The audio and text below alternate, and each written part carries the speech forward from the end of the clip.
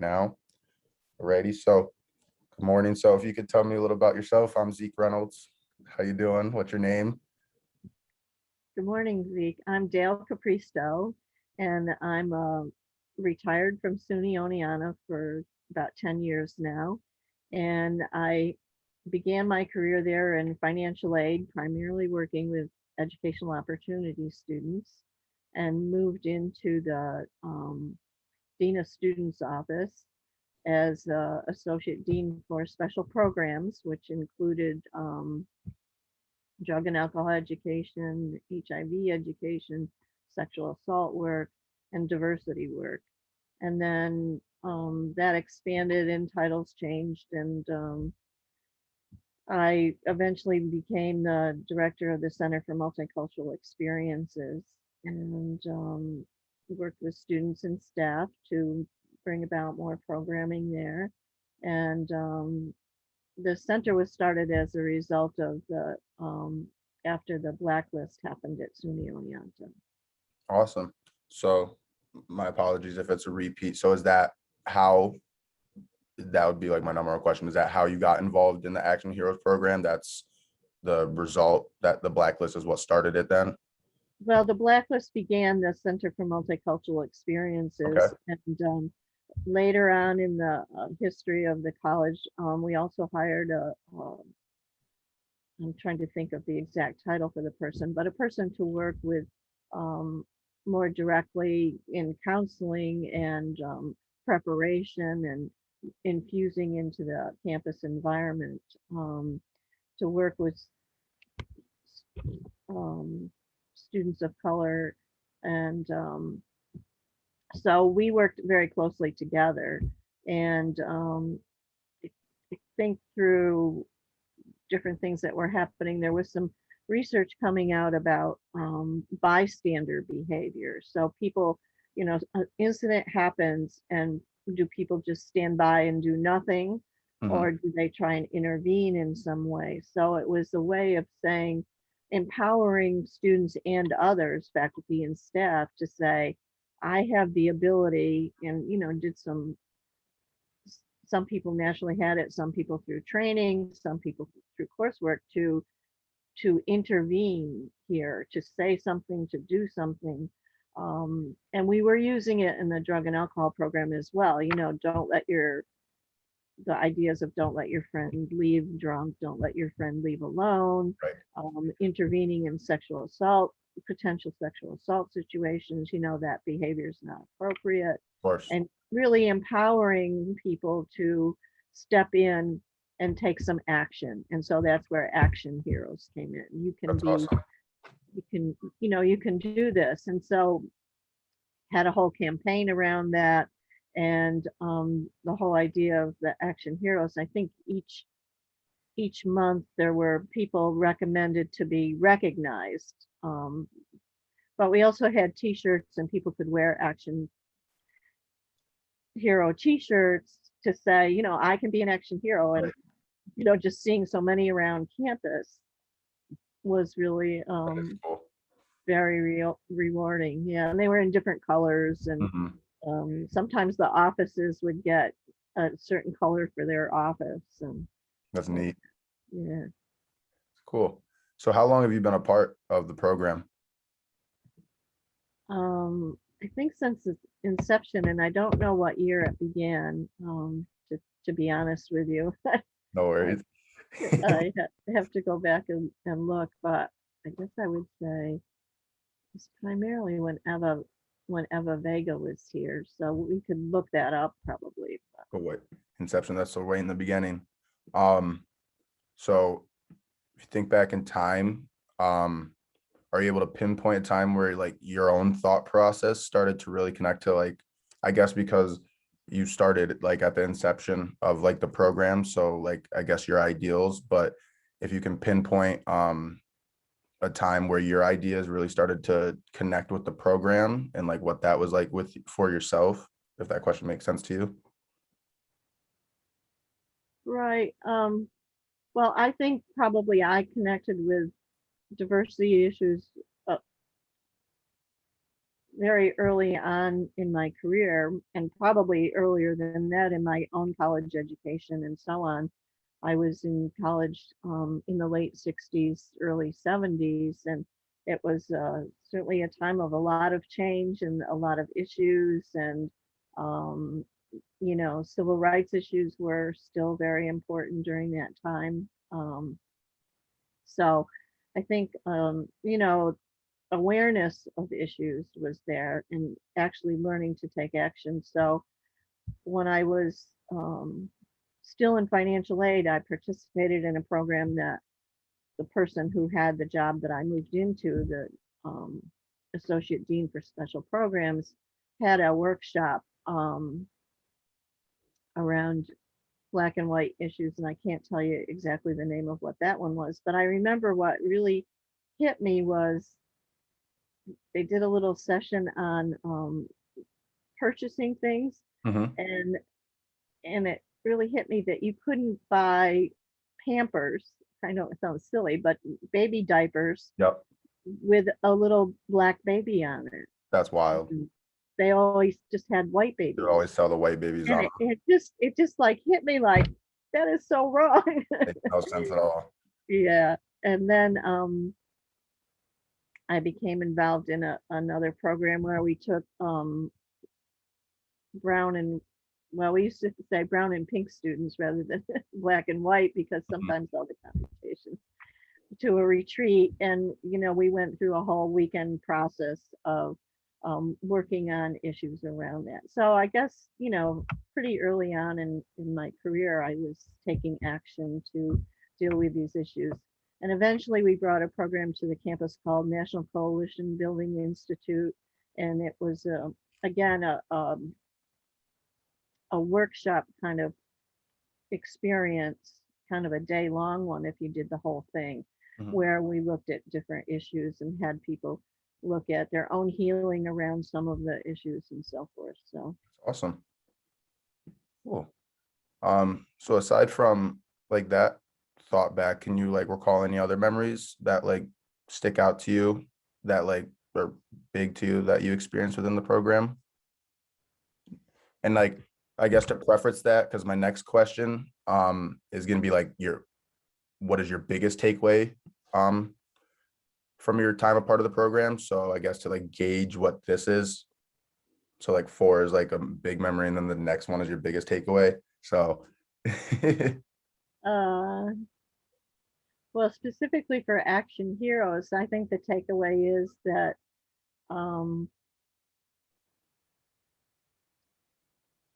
I think that people want to do the right thing, Mhm.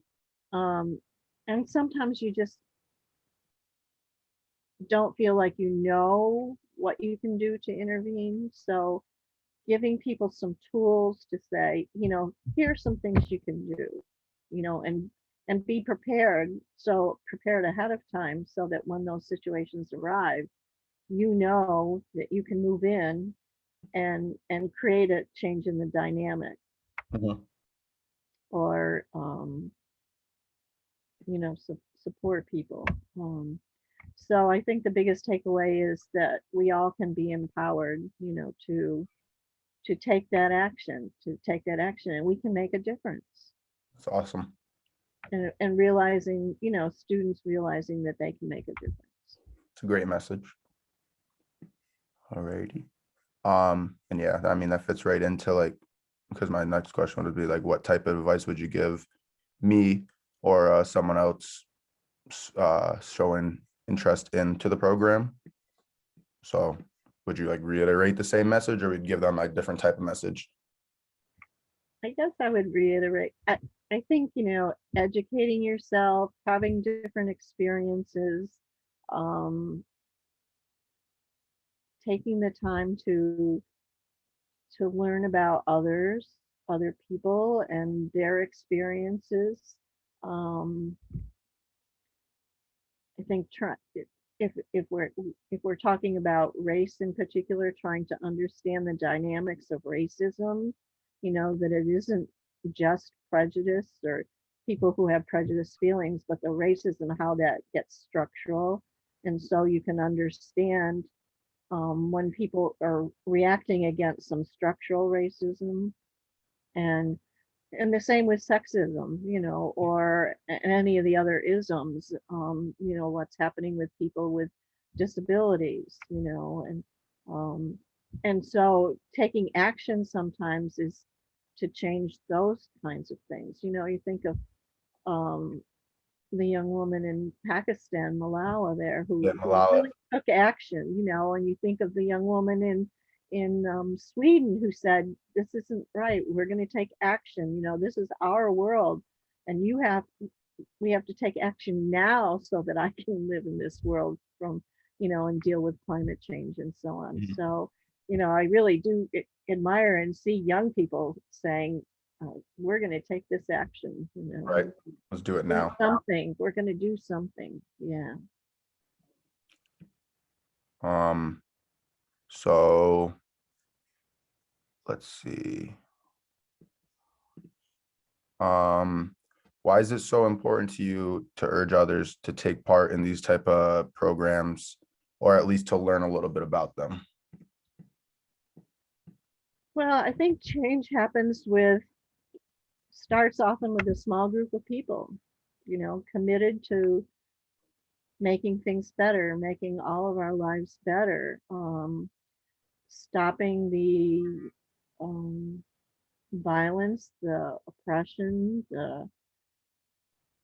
what kind of world do you want to live in? Right. You know, what kind of world do you want to live in?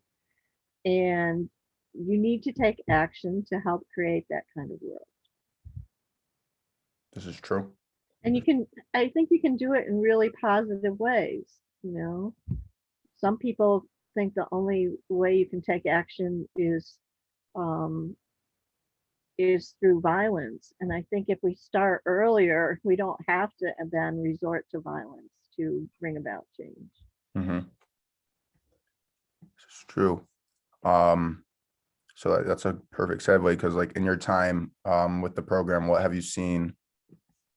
What have you seen work? And like what have you seen that hasn't worked? If you can like recall on what ideas that you thought would reach people, but like didn't get anywhere at all. If you can like think of different things or potential things that maybe kind of shocked you that actually did reach different people. Hmm.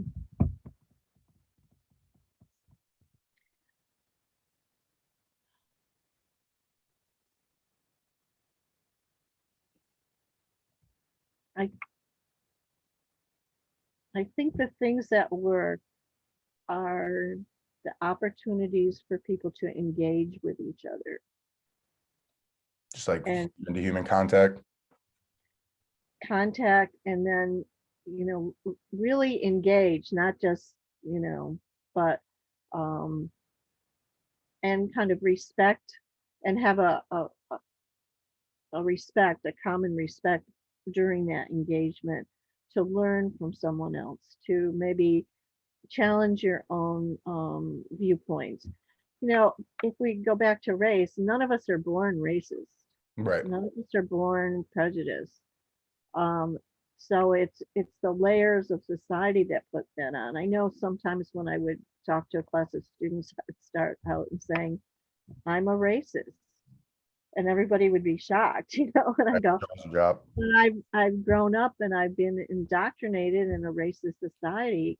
In some ways, I can't help but be a racist. I can work on changing that, you know, and so when I bump up against it and realize, oh, you know, here's how I contribute to that, or here's how I don't see that. If I only see it from a white point of view, then I'm never gonna get beyond it, Mhm. kind of thing. Yeah. So really challenging yourself, confronting um, how you see the world, I Yeah. think is really important. So, I like what you said there on like about the respect. So I just like thought of a question within that. Like, how would you, from what you've seen in your time and just like life experience, how would you say that you like can garner just like really just a level of respect with another human being? Like what's just the best way to like just gain someone's respect and just get a good level of just someone else's respect? Yeah. I think truly truly listening to someone else and and hearing what they have to say is extremely respectful. Um, and honoring their experience, Mhm. that's their experience. So I think that shows respect when you can do that and not say, oh, well, that just happens to everybody, or it's not going to change, or, you need to do something yourself. Really truly listen to what the other person has to say. Nice.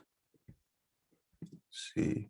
So what type of backlash, if any, have you seen? So I guess this first one would be, what type of backlash have you seen towards the program?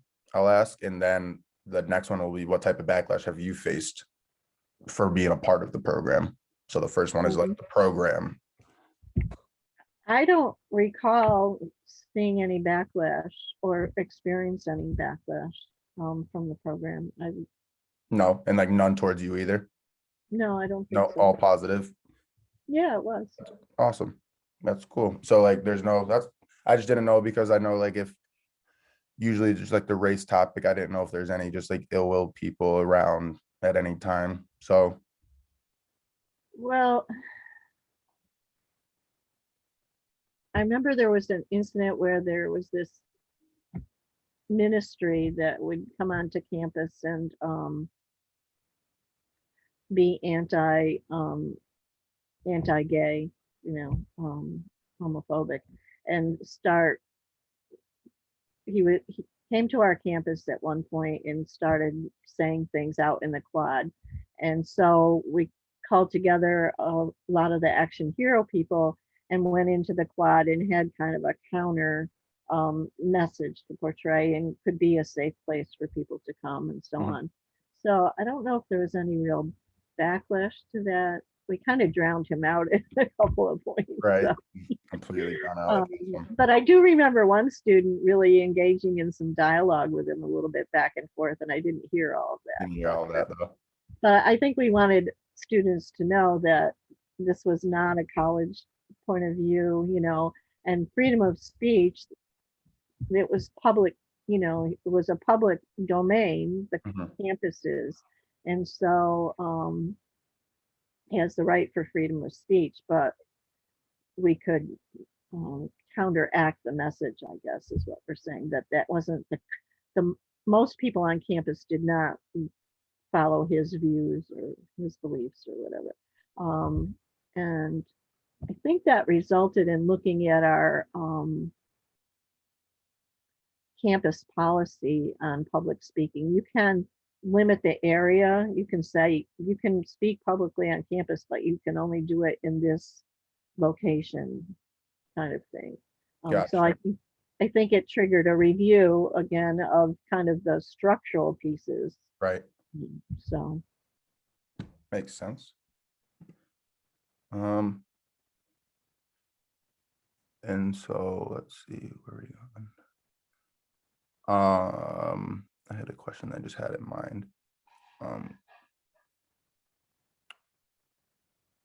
guess I was gonna ask, how would you explain like the experience, like the relationship between like Oniana and like the Action Hero program? Like, has that like working with like, do you guys work with the school? Is it like that or like a direct relationship,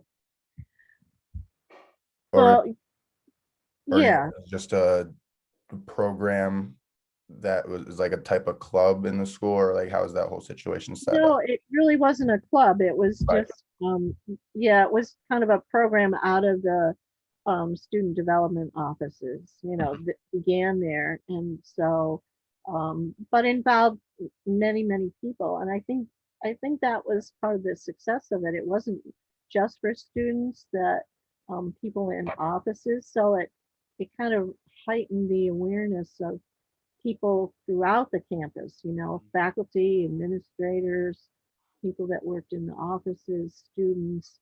So I think that yeah, it was kind of an uplifting kind of thing. It was fun, and seeing all the t-shirts, and there would be certain events. That was the other thing I forgot about that. That we wanted people to wear their action hero shirts when they came to those events. So if there was a talk about um, sexual assault, or if there was something around disabilities, or um, maybe it was even a comedian who addressed a particular topic. Mhm. So, we encourage people to wear their action Right. hero To that. shirts when they went to those Yeah. events. Yeah. Awesome. Are you guys still active today? You would have to check with Rebecca Harrington to see if the program is still going. I think what she told me when she said someone from the course would be contacting me or see if I would be willing to be interviewed, Mhm. that they were going to revamp it a little bit, and maybe it'll be under a different title. Gotcha. So it sounds like maybe it's taken a little dip for a while, that it Mhm. hasn't been active for a bit, and Right. they're reactivating it. Yeah. That'd be cool. It'd definitely be like something that I feel definitely could definitely pump back up, and it'll be awesome to see like that type of thing around campus again, especially when campus Yeah, is back up. yeah. Given what's going on in the wider world, Yeah. it might be very good idea. 100%. 100%. I would love to see that. Especially coming off of this time when, from the lockdown, but also, as I said, other other things occurring in our world at Yeah, the same. here's a good question, I guess. Like if so for hypothetical reasons, um, what do you think if there was if the Action Heroes program was in place during the George Floyd murder, what do you in your mind do you think they would have done at that time, like shirt wise or like type of just to show some type of like Well, I think at the time of the event, I think there were people trying to intervene in some way, bystanders who were saying things, um, like, you need to stop of and course. do this. I think the real action heroes in that might have been one of the other police officers that was involved, saying, we've done enough. Hmm. This is enough. He's contained. Um, and that's just my personal Of course, yeah. point, that um, he's under control at this point, we can stop now. Yeah. Well, if one of those officers, those other officers, I don't know about Chauvin, what was going on in his mind or whatever, but there was a point when it should have stopped, Right. obviously. So, um, so I think that, bystanders were taking some action. Hmm. If there could have been more, I don't know what it would have been. It would have been, It's always there's hard to judge, of course. there's always that dynamic. I don't have a sense of It's hard to gauge. personally, yeah. I mean, I guess they could have called, and maybe somebody did call 911 and saying, this. I think somebody did call the sergeant and say, I don't think this should be going on. And I don't know if that was Was that like another I don't know if that the was a commanding officer? bystander, or rather it was the dispatcher.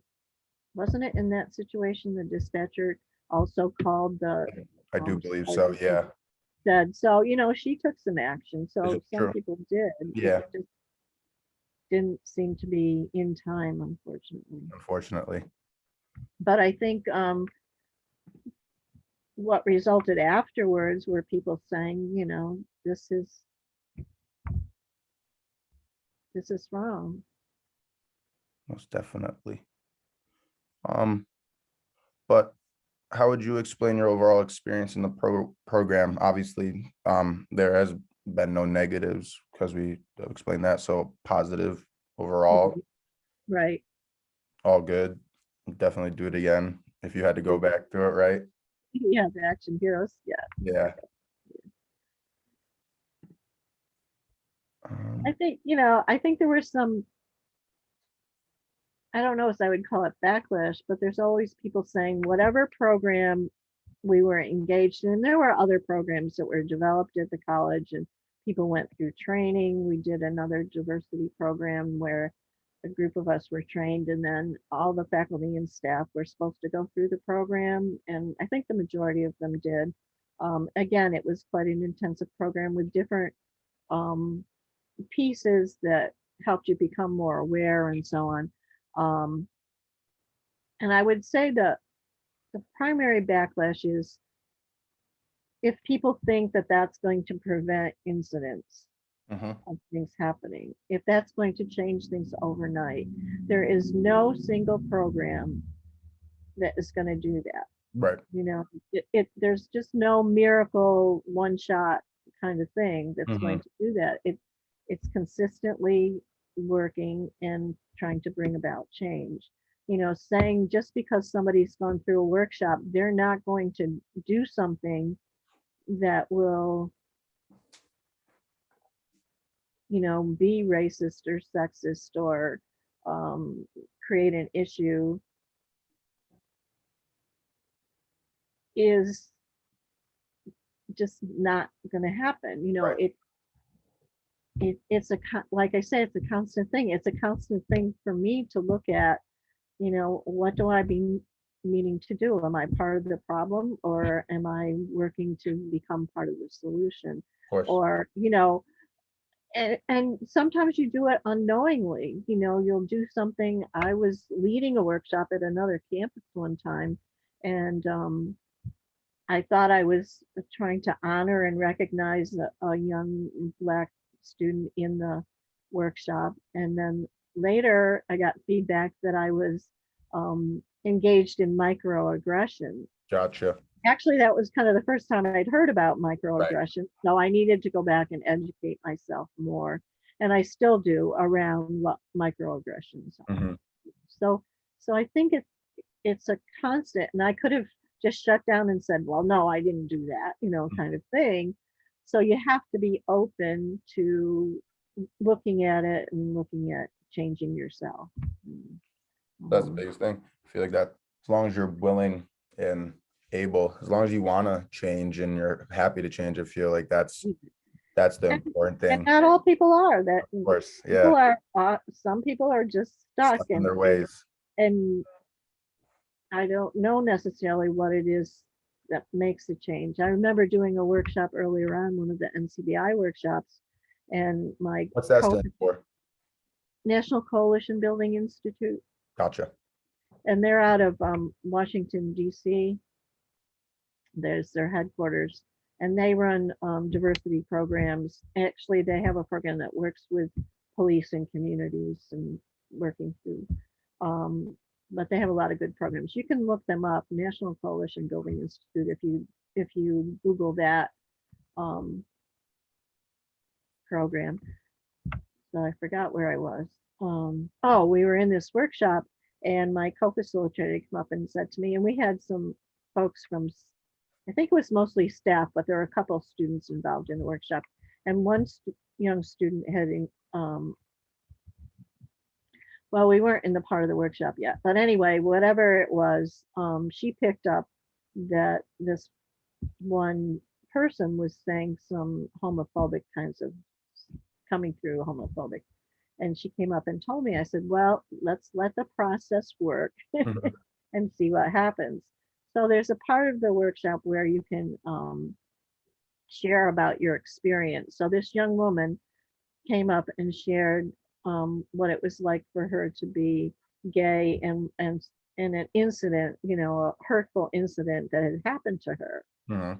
And so she shared that. And at the end of the workshop, this person who had um, said some of the anti-gay statements really acknowledged her and honored her and you know, said that he'd learned from her. So, you know, change can Right. happen. Definitely. you just can't say, well, they'll never change. Right. He'll always. Now, somebody said to me later, well, would he have done the same thing if it had been a gay male student? I go, I don't know. It's hard to But tell.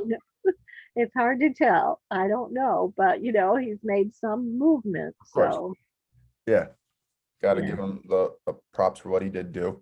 Is there in that type of I like that. It made me think of another question. Is there like any other time you can think of where like you saw like a little bit of type of development like in a short period of time like Oh, that? yeah. Plenty of Often in times. that workshop. Yes, Yeah. definitely. It was a well-designed program. Some people didn't like it because it got a lot into feelings. Um, Too sentimental for people. and I mean, there were some different critiques of the program, but I saw it work so successfully that, but that was me. Yeah, Yeah. that's awesome. Let's see. I mean,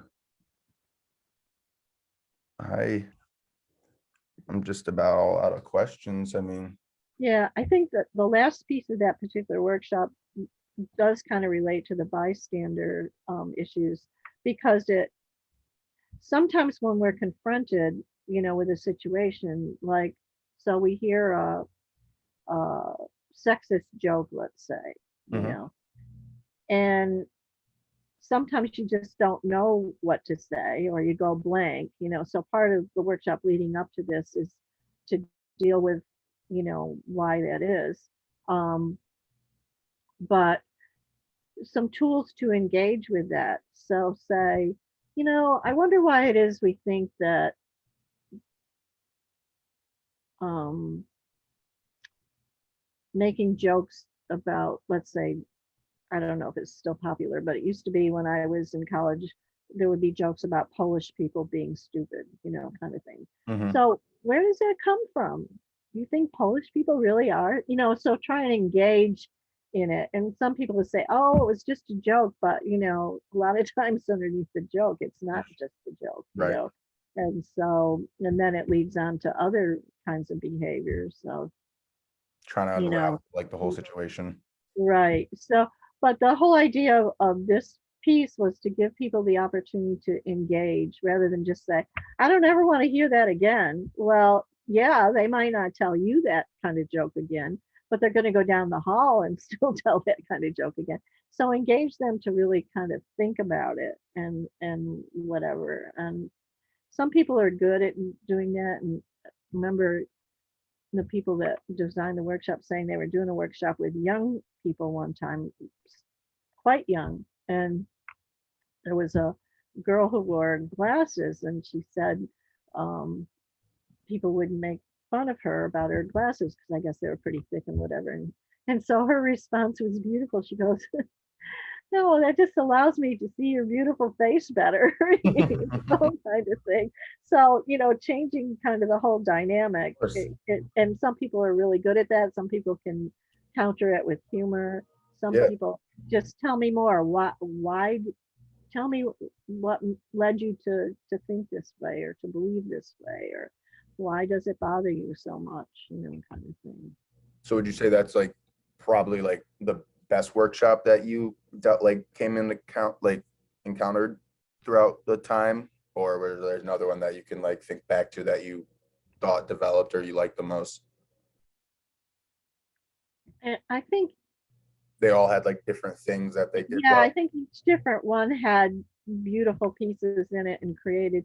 So I think part of it is creating a safe environment to look at our own behaviors and our own thought processes, Of you course. know, to create a safety to say, here's a place where, in a way, we want you to say those things so that you become aware of them and can work with them, So where do I still hold these things? Um, and where does it come from, and kind of being able to look at it and say, do I really believe that, or so or do I really understand that, or can I understand this in a new way? So I think there's so many avenues to do that. Sometimes it's something you read, sometimes it's something you learn in a class. I always, whenever I led workshops, I always learned so much from the students Hmm. or others that were participating in the workshop. Um, I remember one thing we dealt with was the phrase "that's so gay." Often in a student workshop, that would come up during the early times of it. And so, why is that so offensive? And begin to look at that. Hmm. Um, Dissect that. so it's always, I think it's always trying to engage on some level, Right. Trying and to. whatever you can do to bring that engagement in, and that people can feel safe enough to explore in a positive way. And I know there, one student told me about having gone through that particular workshop, the NCBI workshop, and then went to a conference and went to a session. And he said it was all about being like shamed and and put down for certain things. And he says, I was so glad that I'd had the NCBI workshop before that, because it was not the kind of situation that made you want to feel like you could change. Right. It was like being attacked for saying or holding certain kinds of beliefs. I think if you attack people, it just makes them withdraw and perhaps even reinforce what isn't inside there. Um, So what's your like, what would you say like the best way to make a safe environment is? Like what practices like did you key on when you were like doing the workshops? Just like basically like reassuring them of. well, I think creating an environment where to kind of set some ground rules and creating that environment of safety, um, that this is a space where we are going to explore. And, we all have our prejudice and our issues. So recognizing that and saying this is an opportunity, for everybody, and reinforcing the need for the respect, um, and that people can and do change, and sometimes it's becoming educated about something, sometimes it's becoming more aware about something, um, sometimes it's the realization that we're all impacted. I mean, certainly racism impacts the Black and brown community and the Asian community the most, but there is impact for white people Of from course. racism. So it creates, a society for me that I don't want to have. Yeah, it's a ripple effect. Yeah, the ripple effect. I remember some students in one workshop sharing about, sitting on the stoop in their neighborhood in New York City and hearing gunshots a few streets over, and having friends who are killed and so on. And I can only think of my own sons in particular at that Right. point and say, I want all people to live where they don't have to fear that, Right. I want them all to be in an environment. So what can we do to change? What can be the solution? Yeah. How can we save the world? Put a bubble over all of it. Well, there's a lot of work to be done still, but Little by little. Gotta crawl before you can walk. Um, as I said, I think we all can play our part in helping to bring about that change. I agree. Um, do you have anything else that you would like to share? Because all my questions are depleted, and I am greatly appreciative of everything that you have shared with me. I can I, stop. I Can't think of anything. Maybe just, what do you think you would like to do to one action hero step that you could take about something? One action hero step that I would do, or that I would like to do.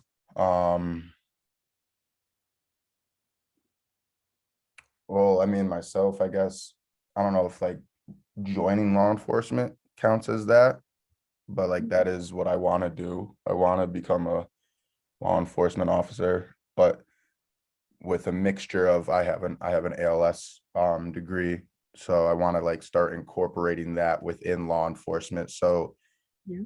the police can start, the law enforcement side can start having more of an educational background about the, urban community.